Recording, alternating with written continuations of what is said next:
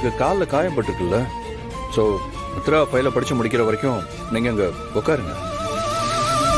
ஆதி, பாரதி உட்கார மாட்டாங்க. ஏன் அப்படி சொல்ற மித்ரா?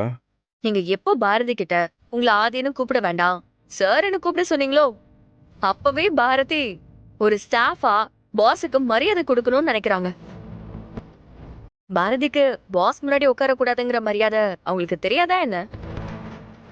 அதனாலதான் பாரதி உட்கார மாட்டாங்க.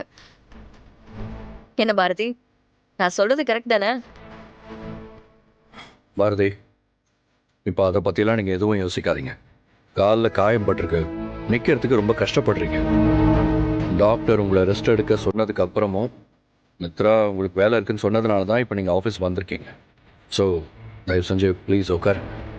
இல்லை சார், பரவாயில்ல, ஒன்றும் பிரச்சனை இல்லை, நான் நிற்கிறேன். எனக்கு இன்னும் நிறைய வேலை இருக்கு சார். மேடம் ஃபைலை பார்த்து கொடுத்துட்டாங்கன்னா நான் போய் மற்ற வேலையெல்லாம் பார்ப்பேன். பாரதி, என்ன பண்ணி வச்சிருக்கீங்க? என்னாச்சு மேடம், புரியல. நான் உங்களை அக்ரிமெண்ட் 2 வருஷத்துக்கு தானே போட சொன்னேன், நீங்க 1 வருஷம் தான் போட்டிருக்கீங்க. இல்ல மேடம், எனக்கு நல்ல ஞாபகம் இருக்கு. அன்னைக்கு நாம ப்ராஜெக்ட் பத்தி டிஸ்கஸ் பண்ணப்போ நீங்க 1 இயருக்கு தான் அக்ரிமெண்ட் போட சொன்னீங்க. அத நான் நோட் பண்ணி கூட வச்சிருந்தேன் மேடம். என்ன பாரதி, இந்த அக்ரிமெண்ட் விஷயம் எவ்வளவு முக்கியம்னு உங்களுக்கு தெரியாதா?